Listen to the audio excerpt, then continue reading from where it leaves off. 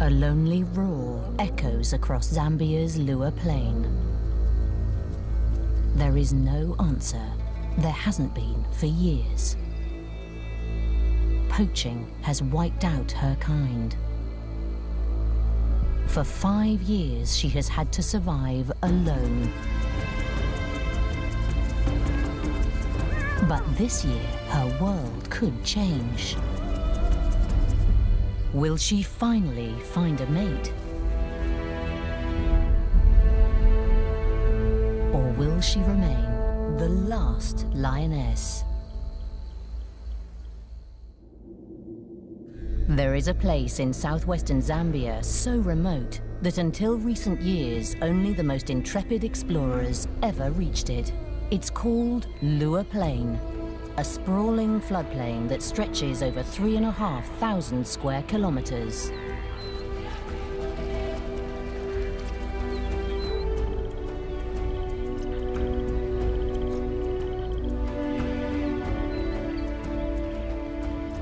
In the heart of this isolated wilderness lives one lonely lioness. She is known as Lady Lua, and she's in her prime. All her instincts drive her to find a mate, have cubs, and form a pride of her own. But she can't.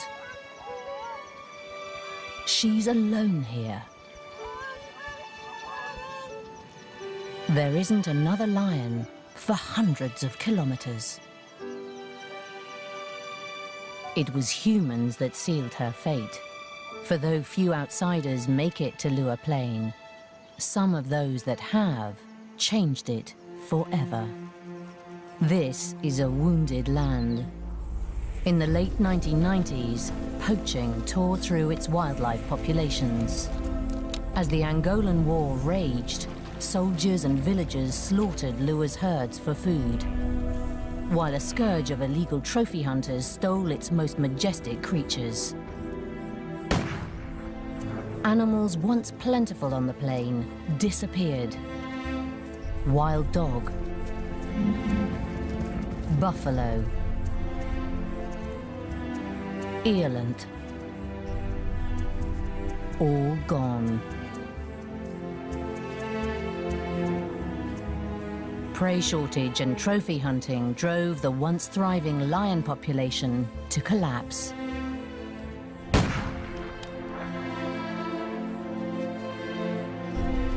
Today, the last of Lua's lions stare out of glass eyes as they decorate the homes of trophy hunters worldwide.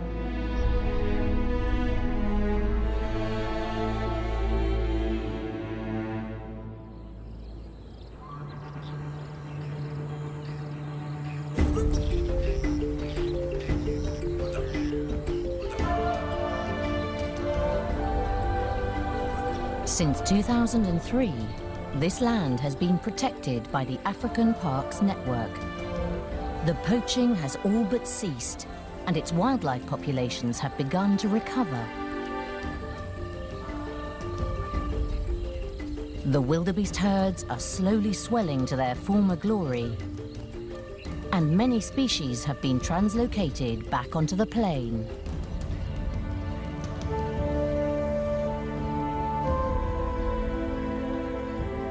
But of the lions, only one remains.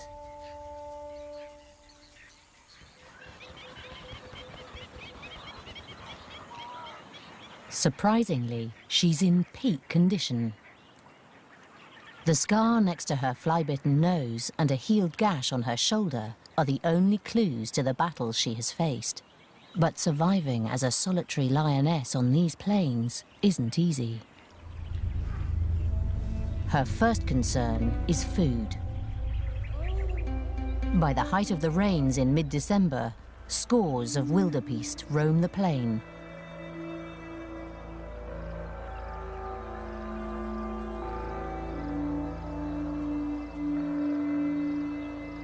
In the dense grasslands, Lady is all but invisible.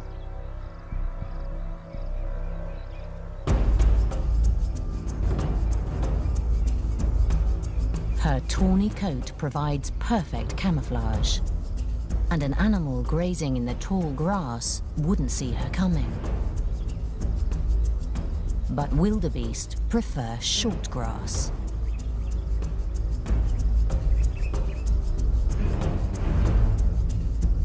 They keep to the open plain, where hopeful predators have nowhere to hide. Usually, lions hunt in teams that can surround prey and drive it into an ambush. Lady has no such advantage.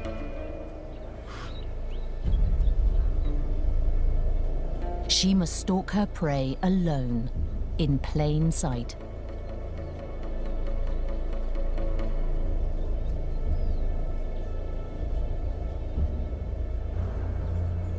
She must choose her target well, an animal on the outskirts of the herd that has let its vigilance slip.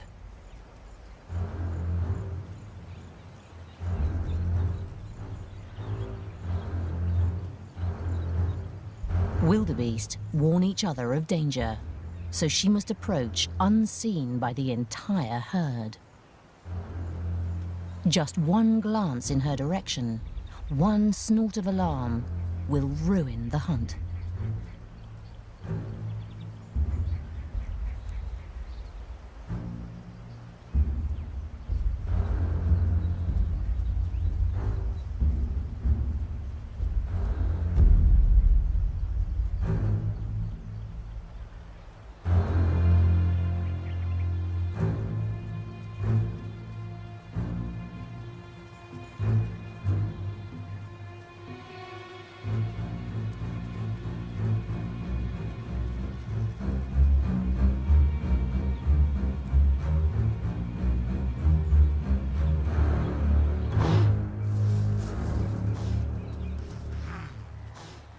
Just like that, the hunt is over.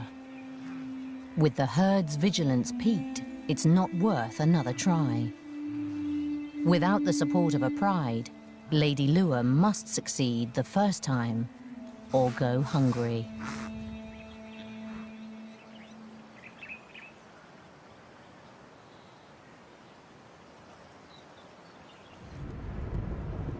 In 2005, a South African cameraman named Herbert Brouwer came to Lure to film spotted hyenas. By that time, Lady Lure had been alone for at least 2 years. Back then she was a myth, literally a whisper about this mysterious lion that roams the plains. She'd been rarely seen, and if then only at a distance. But on our first day of the first assignment, suddenly there she was, right in front of our eyes.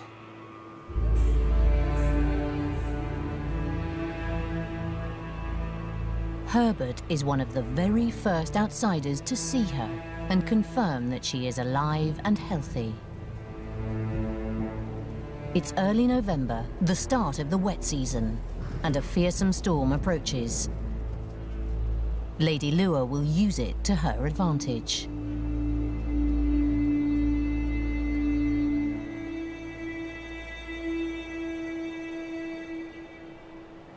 As Herbert watches, the hunt begins.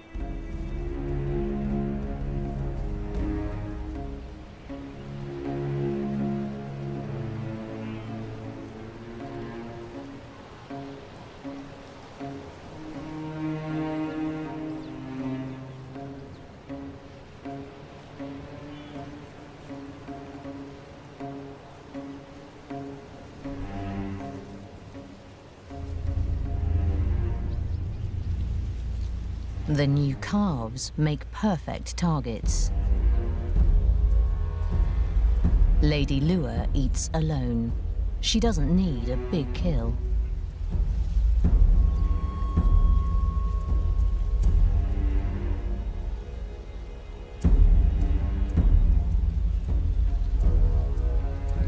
A calf will keep her going for almost a week.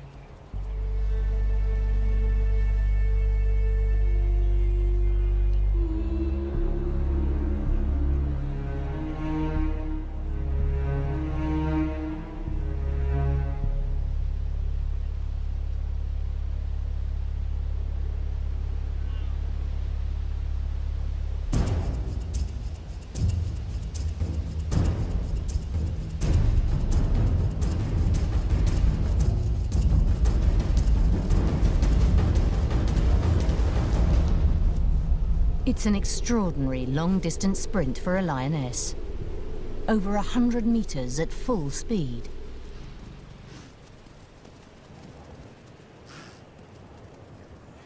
I was amazed not only how fast, but also how far she ran.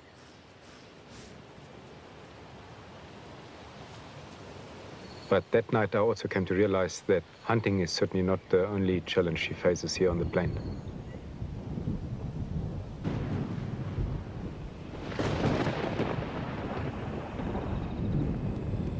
Lady Lua is the only lioness here, but she's not the only predator.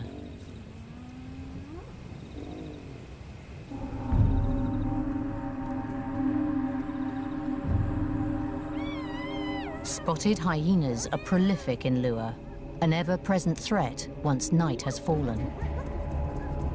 They approach from all sides, drawing Lady away from her kill.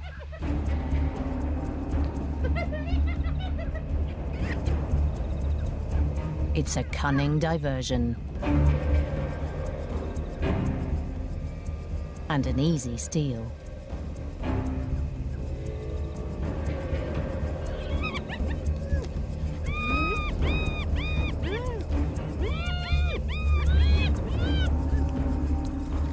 Crucial seconds pass before she realizes that her kill is lost.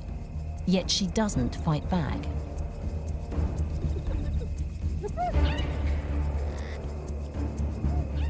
Her small, half-eaten carcass is not worth a fight with half a dozen hyenas. Lady's survival hinges on avoiding conflict, as much as it does on making kills. In the months following the first sighting, Herbert keeps a constant vigil for Lady on his filming expeditions.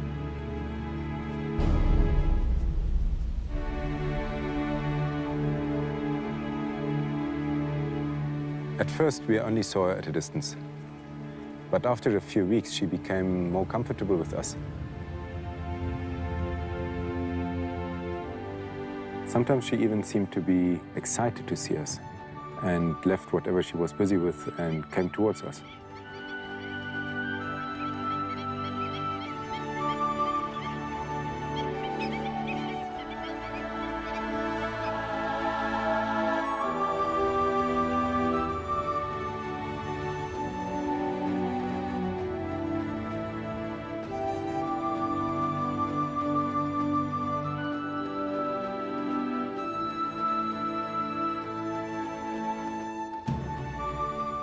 I think we were the first animals in years that she approached that were not running away. And she slowly tested the waters to actually see how far she could trust us.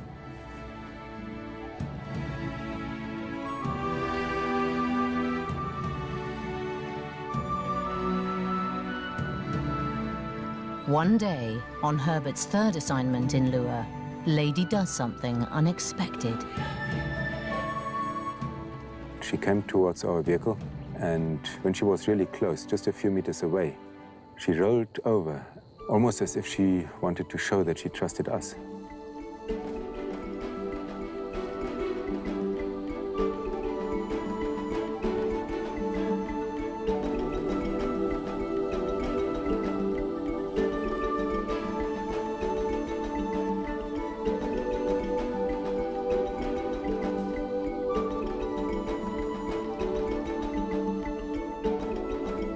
From this day on, Lady Lua's affectionate behavior becomes commonplace, and rolling becomes her greeting.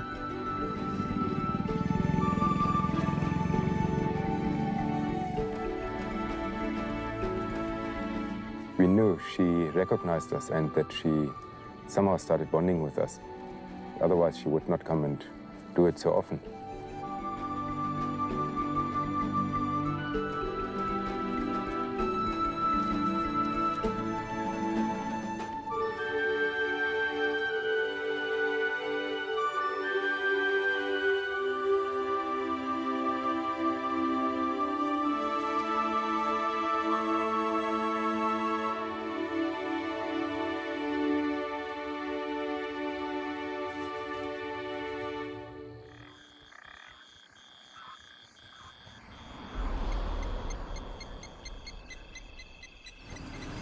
Sometimes, Herbert finds Lady near their camp at night when the crew sets out to film.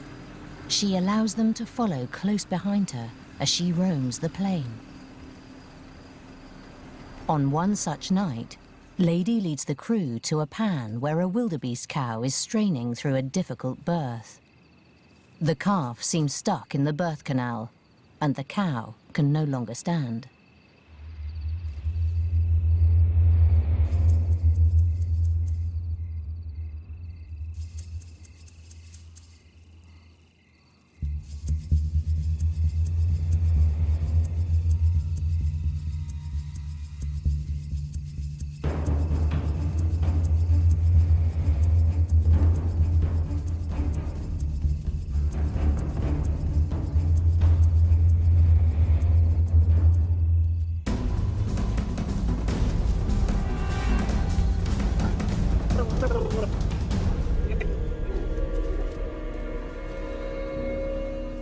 It's over in seconds, an almost merciful end for the struggling mother.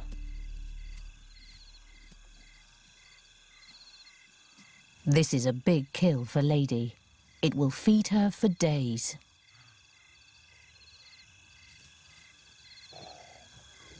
The cow is silenced quickly, but its bleating during the birth may have been heard. Lady tries to drag the heavy pregnant carcass into the cover of taller grass. But it's too late. She's been discovered.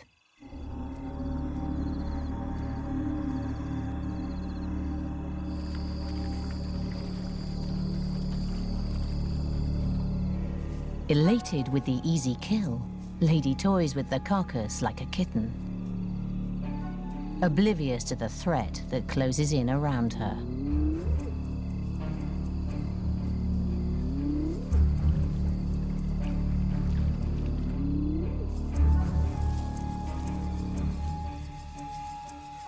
By the time she hears them, she is surrounded.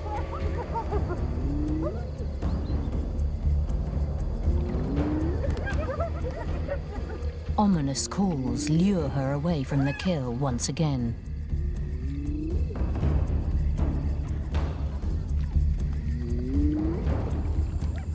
As she wades out to meet the challenge, the hyenas seize their opportunity. Coming in from all sides, the thieving horde makes off with the carcass and tears it apart in true hyena style.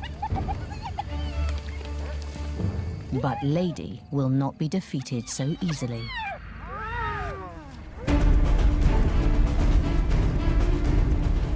Unlike the calf, this kill is worth a fight. She may be alone, but she is still a large, fearsome lioness. It's 12 hyenas to 1, but despite their numbers, the hyenas cower.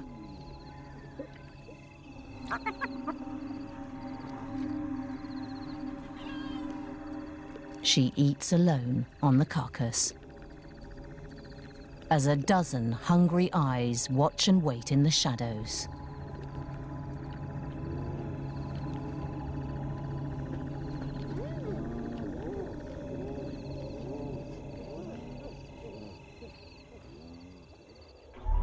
Over the years of filming, Herbert came to learn that Lady's relationship with the hyenas changes with the seasons.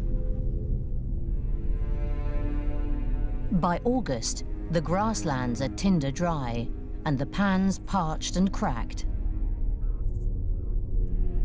All life strains against the drought. The wildebeest herds head for greener pastures up north, leaving only a few tough bulls for prey. In these sparse times, every scrap counts. For many predators, scavenging becomes a necessary part of life. Lady will steal the hyena's kills as often as they steal hers. In the dry season, they are mortal enemies, and Lady fights for every carcass.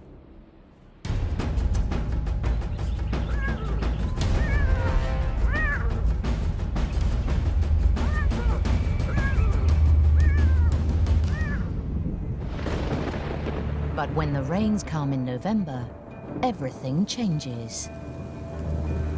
Weeks of unrelenting downpours drench the landscape. Lured by the lush new vegetation, the wildebeest herds flood back onto the plains in a migration second only to the Serengeti.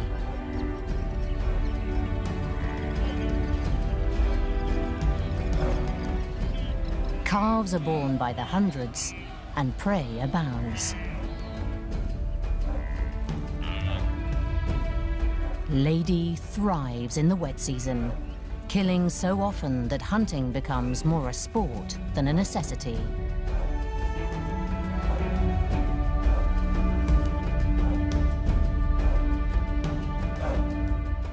With so much prey, tensions between her and the hyenas diminish. Sometimes she'll calmly abandon a fresh kill, preferring to roll around Herbert's vehicle as her prize is pilfered. With so much to go around, it's hardly worth a fight.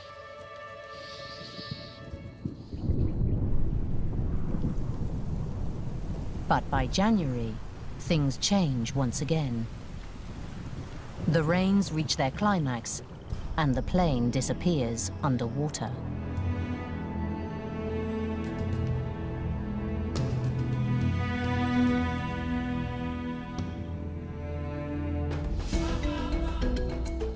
Lure becomes largely inaccessible, and how Lady hunts in the flood is a mystery.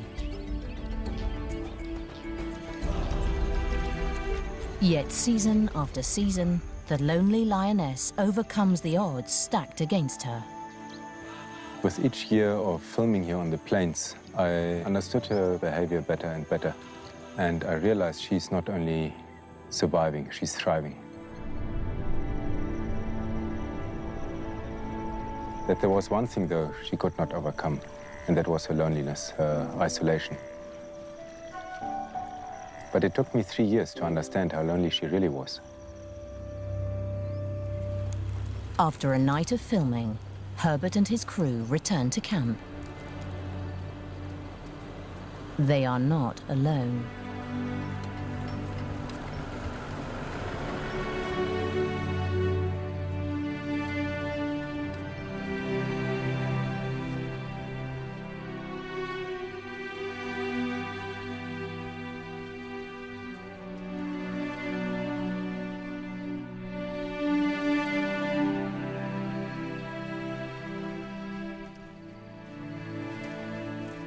As Herbert walks through camp in the dark, he hears a movement in the trees.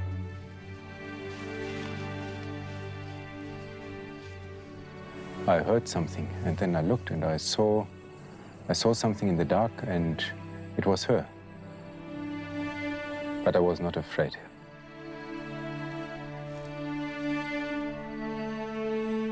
I knew somehow that she was not there to do us any harm, or that she did not come to hunt.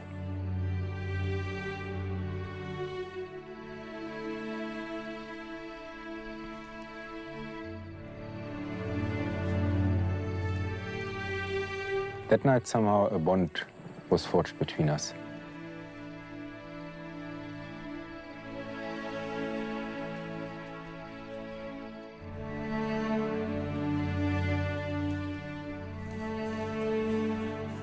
Since then, she's come into camp every other night.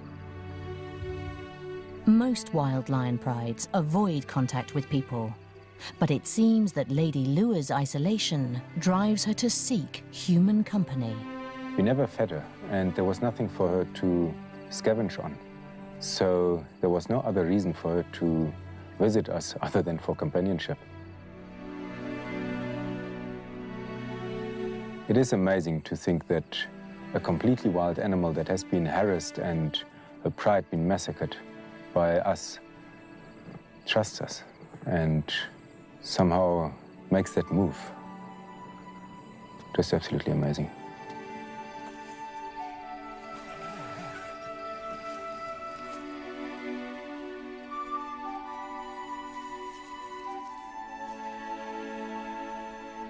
Sometimes she would lie next to the tent.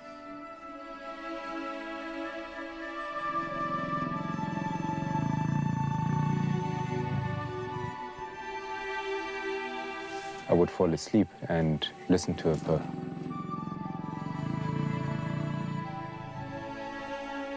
And the next morning, I would wake up and she was still there.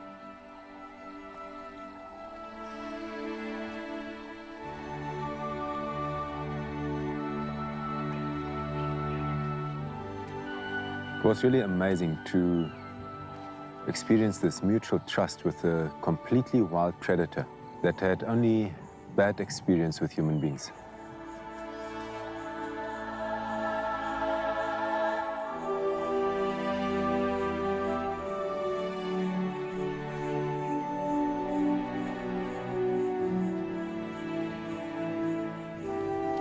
She's obviously following me because she's looking for company.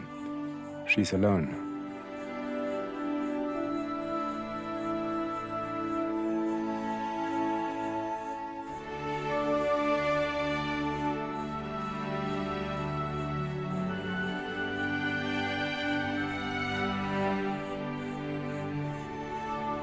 As much as I care for Lady Lua, I know that I must keep my distance. She's a wild animal and we want to keep it that way. We cannot allow her to close the distance too much because that would invariably invite an accident.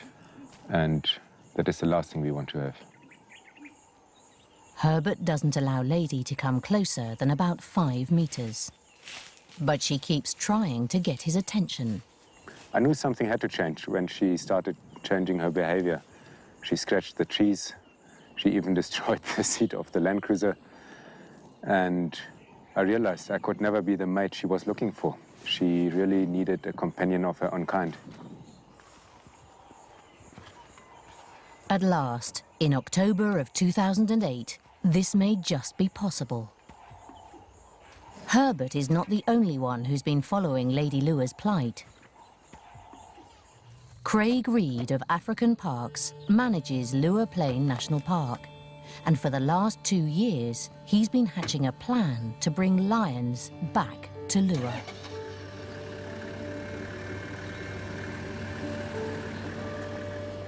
One of the primary objectives of African Parks managing national parks in Africa is to rehabilitate the natural processes which have always taken place in the parks.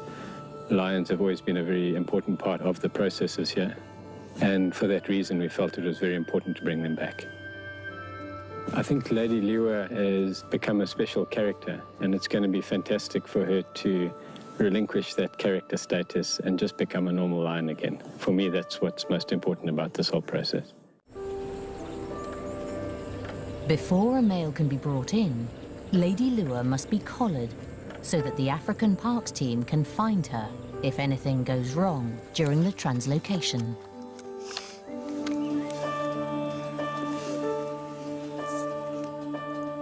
Despite vet Ian Parsons' special care, sedation can be a traumatic experience for any wild animal.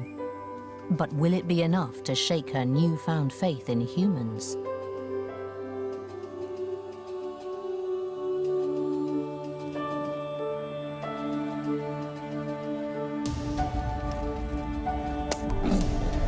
The shot is perfect. The team must move quickly.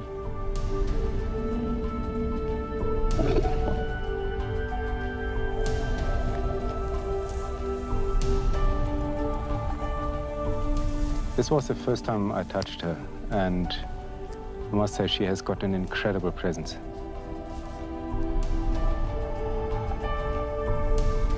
But I keep wondering how she will react to the whole process. I really hope that she does not go back into hiding after all this.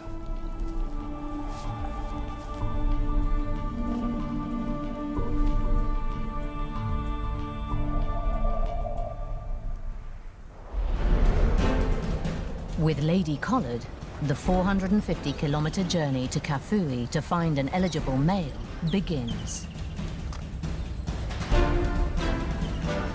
After days of searching, they find a perfect target. Young, healthy, and looking for a pride of his own.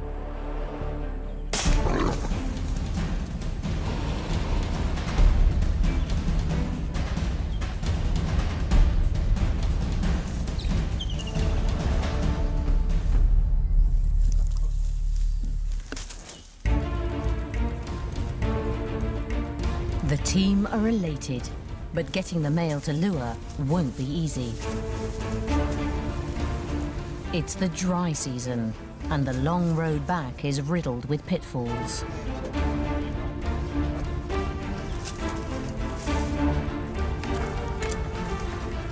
Yeah, great. We've got the line. Now it's 8 hours, 10 hours to lure. Hopefully everything's going well on the pontoon. And then new life, new pride.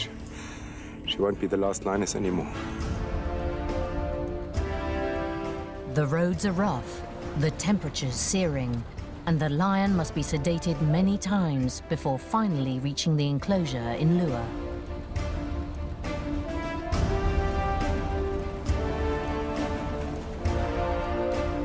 After 11 long hours, they arrive at last.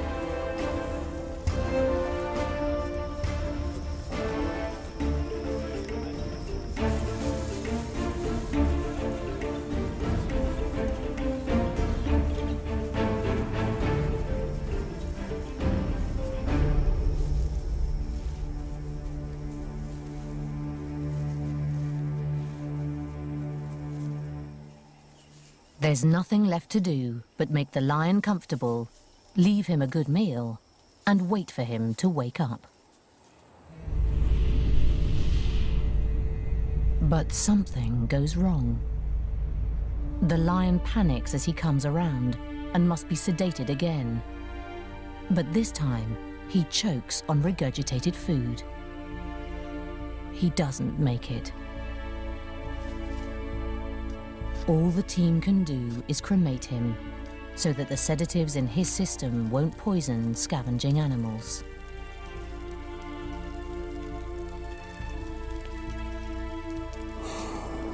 This is very disappointing. This is my line. It was going to be the beginning of a new pride for the lady. All gone. I don't even know whether she's accepted that collar. How she will react to us humans, to me.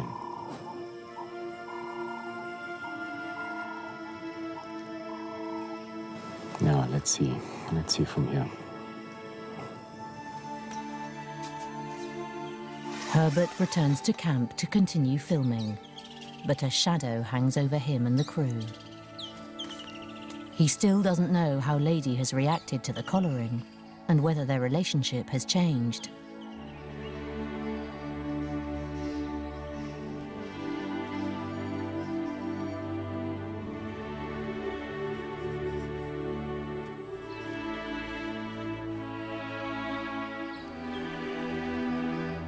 She is waiting for him, as trusting as ever.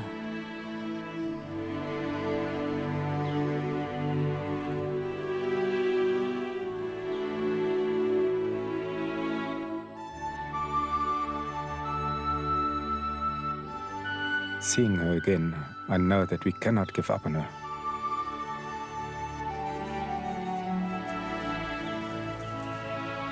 African Parks is already planning a second translocation, learning from the first failed attempt. This time, they wait almost 8 months for the end of the rains, when much of the region remains underwater. On the 11th of May 2009, the team returned to Kafue. As the sun sets, audio recordings of lionesses roar out over the valley, luring hopeful young male lions into the area with the irresistible promise of mates. I've got 2 lions coming towards us. Okay, we heard them calling. 2 males, confirmed. This time, the team look for a coalition, 2 brothers who can support each other through the translocation process.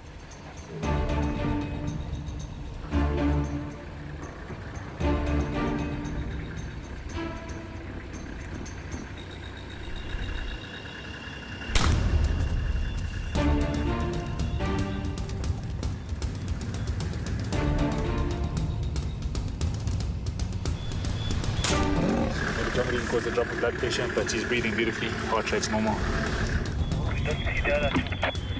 Okay, yeah, that's no problem. We'll keep an eye out on this, huh?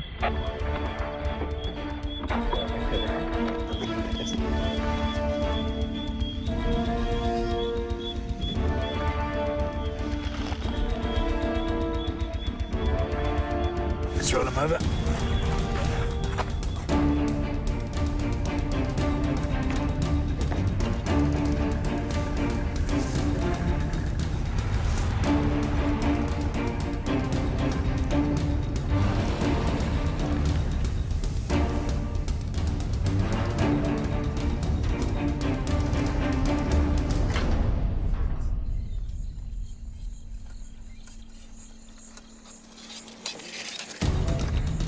At dawn, the journey to Lua begins. It's a 5-hour truck ride to the flooded marshland that surrounds Lua Plain. And another hour by boat to Lua.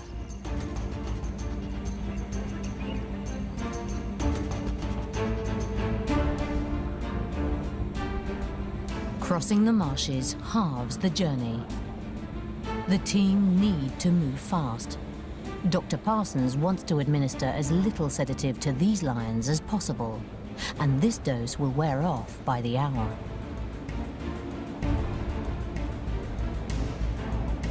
There's another advantage to the wet season. Lions have a strong homing instinct, but the high water should keep them locked in Lua for long enough to settle into a new territory.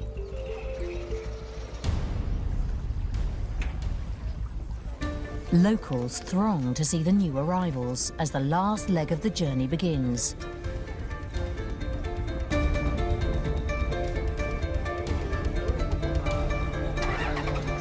An hour-long race across Lua Plain to the enclosure.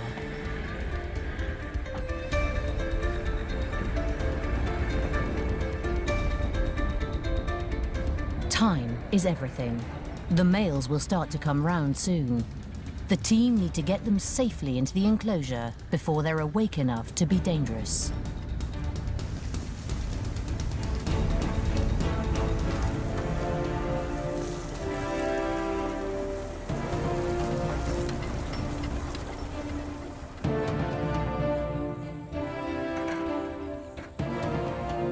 Before the lions are released, one male needs to be collared so that the coalition's movements can be followed and apprehended if they make a break for home.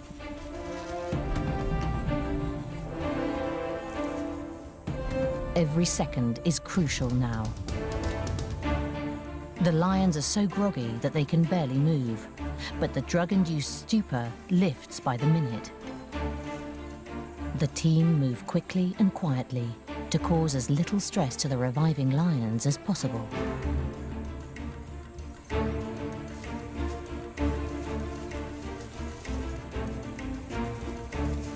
They'll stay in this enclosure, known as a boma, for about 2 weeks, to prevent them from harming Lady or trying to escape back to Kafui as they acclimatise to their new environment. For Dr. Ian Parsons, the translocation so far is a success. Okay, the lions have arrived. They're here now and lying peacefully, waking up slowly, surfacing from the anesthetic. And we hope that that'll continue. It'll take about another half an hour to an hour for them to be fully awake. And all being well, they'll have an uneventful recovery.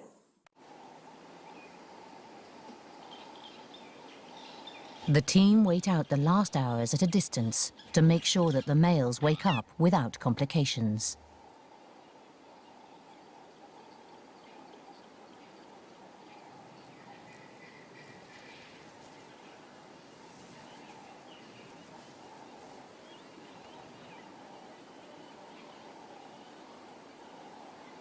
The lions seem healthy and unharmed by the journey. But through the night, painful yelps resound from the enclosure. Craig sets out at first light to assess the situation.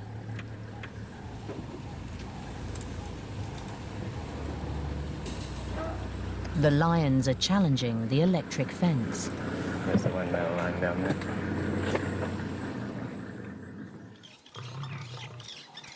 The males are agitated, with grazes from their assaults at the fence, but otherwise unharmed. As hoped, they seem to be keeping each other calm. But their cries have alerted more than just Craig. They can smell her before they can see her. Lady Lua. For the first time in over 5 years, she's heard the cries of her own kind, and she's come to investigate.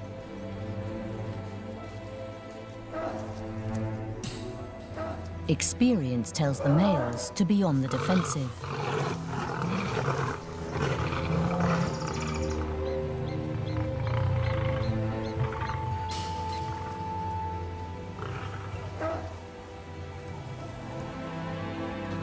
Lady is uncertain of the newcomers.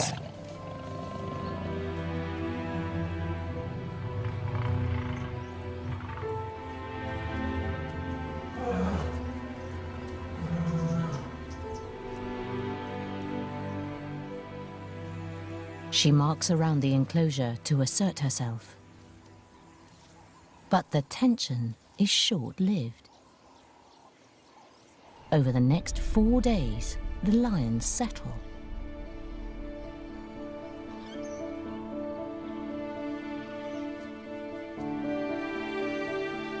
Lady stays near them day and night, leaving only to hunt.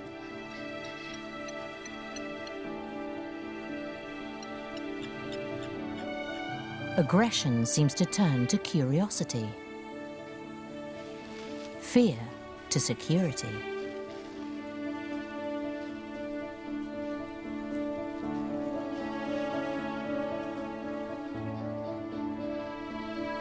They are beginning to accept each other.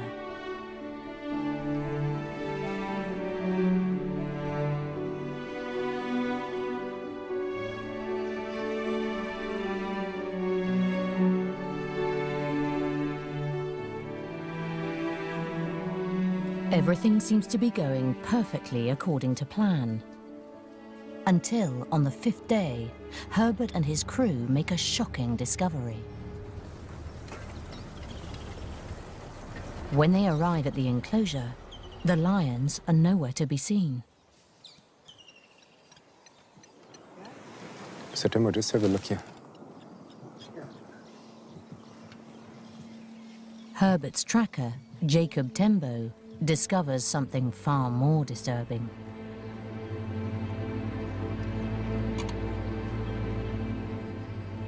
There's a hole in the fence. The guys must have gotten out there. The boys are out. Let's go. Let's go. Let's get out of here and let's have a look. Let's just go around and see whether we can maybe telemetry them or find them.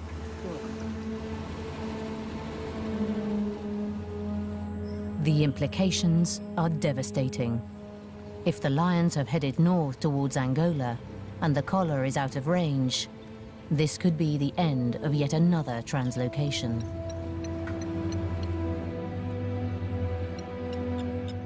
But it's not.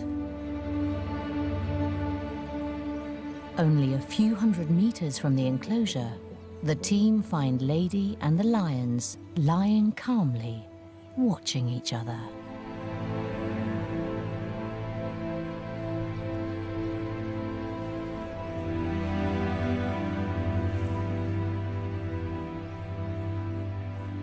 Lady begins to roll.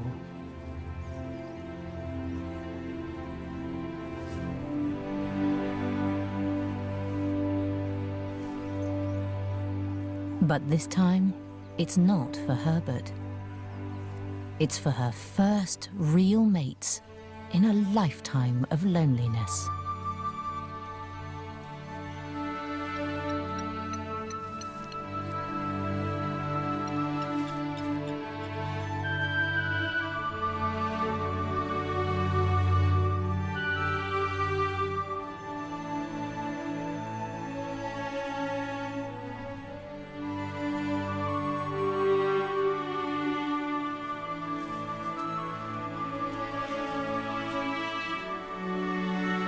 Whether the males will accept Lady Lua, mate with her, and form a new pride, whether Lady will raise cubs of a new generation of lions in Lua, only time will tell.